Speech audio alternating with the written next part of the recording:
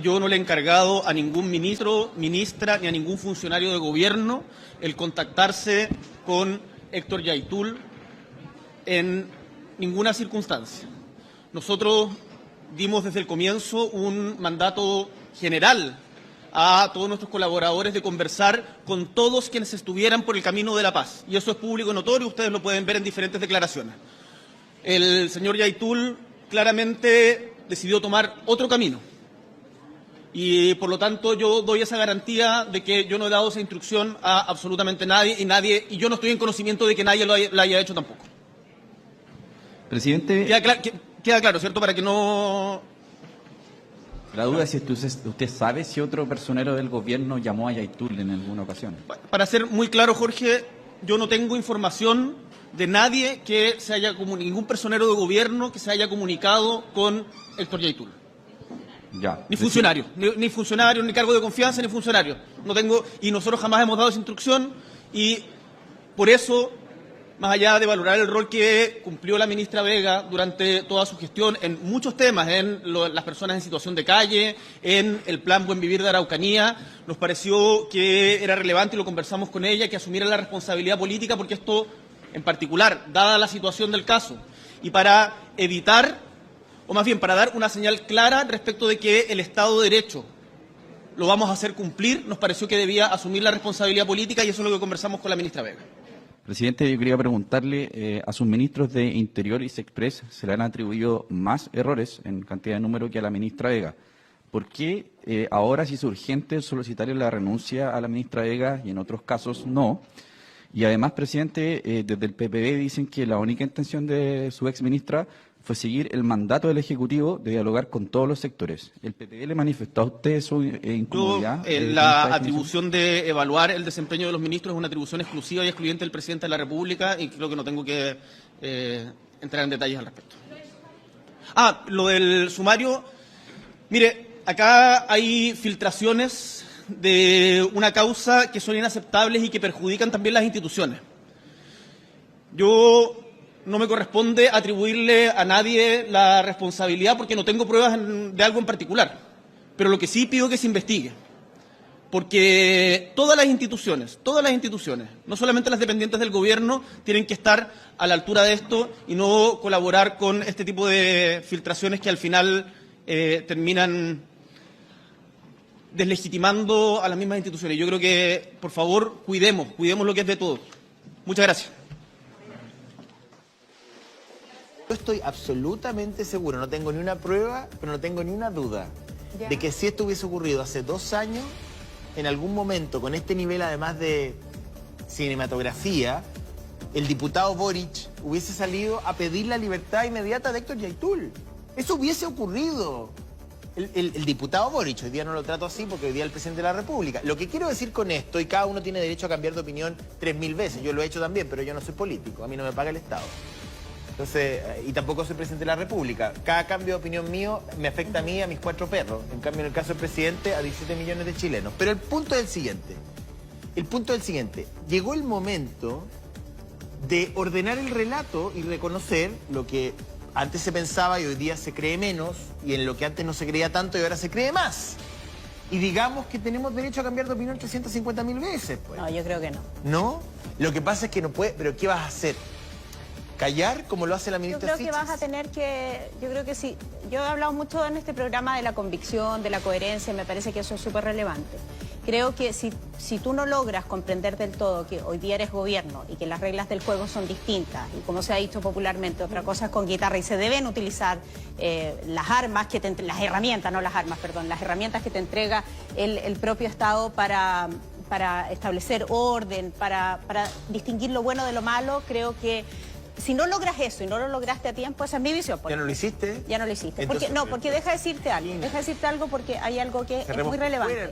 ¿Cómo tú vas a capitalizar políticamente en un hecho como este? Sí, en enero del 2021, Jackson, hoy ministro, votó una moción que derogaba la ley de seguridad del Estado, por la cual se le está buscando hoy día a Héctor Yaitún. ¿Cómo te defiendes de eso? ¿Cómo votó el presidente? ¿Cómo te defiendes de eso? Es imposible. La ley que perseguía el robo de madera. ¿Cómo te defiendes de algo así? ¿Cómo votó el presidente la ley que perseguía el robo de madera? Si es simplemente eso. Ahora, yo creo que, a ver, está bien, yo estoy de acuerdo contigo. demasiado vuelta a la chaqueta, José. O sea, pero es que el gobierno no puede, pero Sole, entonces el gobierno que está llamado... ¿Sabes lo que tiene que hacer el gobierno? Dejar que las instituciones funcionen como en algún momento se dijo. Esta es la policía que lo detuvo, esta es la justicia que está presentando las pruebas y el gobierno va por su carril aparte. Nosotros creemos que ni es un a héroe, favor pero no lo vamos a decir. ni en contra. No, Este es un hecho de la máxima gravedad, donde la Fiscalía ha recogido todas las pruebas, como ya hemos escuchado al fiscal Garrido, el gobierno corre por un lado, dejemos que las instituciones funcionen. Todo esto ocurre bajo un estado de emergencia. Ah, claro. Una herramienta que no está en la propuesta constitucional. No, es que está contenido en el estado de sitio, porque el estado de sitio lleva al de catástrofe y el de catástrofe al de sitio. Y mira, una vuelta intelectual que no cierra por ninguna parte. Esto ocurre bajo un estado de emergencia, que es una herramienta que tiene el gobierno y que la ha usado tanto el gobierno anterior como este gobierno para poder controlar, por ejemplo, un escenario de eventuales represalias o de eventuales delitos que nazcan de esta detención. Me parece que ahí hay un elemento que hay que considerar en la discusión constitucional.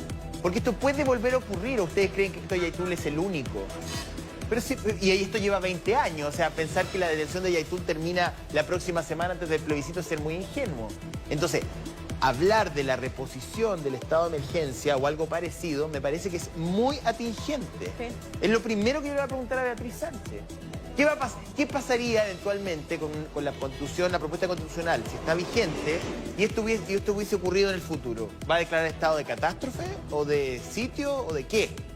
Digamos, o sea, ¿qué herramienta tiene el Ejecutivo en la propuesta constitucional para hacer frente a un escenario de este tipo? O sea, incluso con el escenario que están ahora, la gente se pregunta cómo podemos resguardarnos aún más. Imagínate. Si eso falta, imagínate, o sea, no solamente es una cosa de sensación, es de hecho. Por eso la pregunta es, ¿se Es podría una cuestión de declarar sentido común. sentido Yo creo que es común? una cuestión de sentido común. Cuando se le ha ido a preguntar a la gente en la Araucanía si quiere o no el estado de emergencia, las personas dicen sí, mientras más seguridad haya, tanto mejor, porque efectivamente estamos viviendo una situación muy, muy compleja. Si eso es lo que no se ha querido entender durante todo este tiempo, o definitivamente no se ha querido mirar. Si Héctor Yaitún no estaba preso antes es porque ha habido una dimensión política. Por supuesto. Política. Que ha permitido que él se pasee libremente por este país, que dé entrevistas a la televisión. Lo entrevistó la Mónica González, lo entrevistó Iván Núñez, o llegó Paulina Allende Salazar. la Paulina de Allende. Entonces, ¿qué quiero decir con esto? Y con esto me callo, Neme, que hable, que se calle ese idiota. Sí, me voy a callar. Pero quiero decir una cosa antes. El señor Héctor Yaitún no es Osama Bin Laden. No estaba oculto en una suerte de ruca en la precordillera, que se ha ido cambiando de lugar. Tampoco estamos hablando de las entrevistas que se hacían durante la dictadura militar cuando los periodistas, y ahí Pamela Giles puede decirlo porque lo hizo, los vendaban y los llevaban a hablar con miembros del Frente Patriótico, en fin. No, tampoco estaba en la Cueva de los Pincheira, ni tampoco estaba en Macondo. O sea, Héctor Yaitún lleva paseándose por Chile y haciendo su trabajo como líder de la CAM, ya sea trabajo terrorista para algunos o reivindicatorio para otros, cada uno sacará sus propias conclusiones, la justicia tiene su mirada. Pero ha habido una falta de relato político común que ha permitido que para algunos sea un héroe, que un señor, casi un Robin Hood que roba madera para devolverle a la naturaleza esos árboles que alguien taló en algún momento. Y para otros es un terrorista. Mientras no nos pongamos de acuerdo a nivel político respecto de eso, la verdad es que no vamos a avanzar mucho más allá. Ahora, una pregunta. Una cosa es el nivel político y otra cosa es lo que se puede condenar, ¿verdad? Porque por un tema bueno, claro, ideológico... es la dimensión jurídica. Claro. Es que eso debe, desde mi punto de vista ciudadano, estar por sobre lo político y porque además los hechos así lo han demostrado. Entonces... después de 2 años de investigación contundente... Sí, perdona, ¿querías agregar algo? Estaba hablando con alguien. No, parece que está hablando está hablando ya. internamente.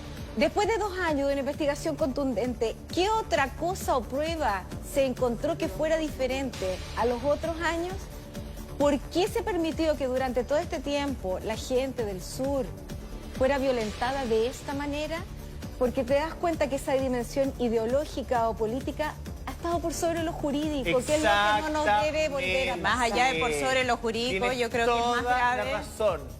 ¿Y Ha quién ha estado por sobre la ciudadanía. Eso es a mí lo que me parece más preocupante, Sí, me parece es más muy aberrante, preocupante. porque quienes sufren esto no son los capitalinos, no somos nosotros que vivimos aquí en la región metropolitana, son precisamente las personas que viven en la región de la Araucanía. Ayer el fiscal que está a cargo del caso, Roberto Carrillo, decía y nos recordaba a todos nosotros que desde el año 1997 que se producen ataques incendiarios en lo que hoy día denominamos la macrozona sur. Desde ese punto, desde esa fecha, desde el año 1997, en estos ataques incendiarios hubo muchas reivindicaciones propias de la CAM. Es decir, la CAM estaba detrás de muchos de estos ataques, y se dice el fiscal Garrido. Entonces se organizan estas ORT que a través de una lucha armada, de la reivindicación de la lucha armada, van en búsqueda de los territorios. Y además utilizan el robo de madera para abastecerse, como el propio Yaitul lo dice, para comprar los fierros, es decir, las armas, para provocar la lucha armada en la zona. Solo pongo un punto. Desde el año 1997 que ocurre esto y hay reivindicación de la CAM. Por lo tanto, efectivamente, durante este tiempo, algunos pensaron que esto era una ideología y que por lo tanto no había que condenarla, mientras las voces ciudadanas, las voces organizadas de quienes tienen que resistir la violencia en la Araucanía decían esto es violencia. Quemar camiones es violencia, quemar camiones es terrorismo, quemar infraestructura pública es terrorismo. Hay terrorismo hoy en la Araucanía. ¿Y cuántas imágenes hemos recibido durante todos estos años de gente que, a ver, primero los choferes de camiones? Pero no solamente el robo de camiones. ¿Ah? Murieron choferes. Sí, pues la ley Juan Barrios camiones. responde a qué, a un señor que murió al interior de su camión terrible. Por eso lo Ayer- quiero poner en humano, porque aquí durante todos estos años hemos estado observando como testigos la muerte de, la violencia a, la gente que tiene que vivir ahí. ¿A cuánta gente le han quemado sus casas? Sus casas, sus cabañas, hay gente torturada. No sé, aquí hay una serie de ilícitos sobre los cuales se puso un paño durante el inicio de este gobierno. Lamentablemente, la ministra y el propio presidente dijeron no vamos a condenar ideologías, pero hoy día tienen que hacerse cargo de esto, porque esto, y como yo lo decía al principio, ha sido un trabajo de Estado. Son entonces 2 años de trabajo muy intenso del fiscal. Vamos a ver si tiene eso un resultado o no en la justicia, pero lo importante es que son 2 años y hoy día como Estado, creo yo, así como lo hacemos los ciudadanos, debemos condenar este tipo de ilícitos y delitos. Y debemos condenar también la incitación a la violencia, porque resulta que todos decimos en el discurso político no avalo ningún tipo de violencia, de ningún tipo, de ninguna característica. Esto es violencia y que lo diga la gente que vive en la Araucanía, que lo dice donde puede, es violencia. Por lo tanto, esta es la violencia que hay que condenar.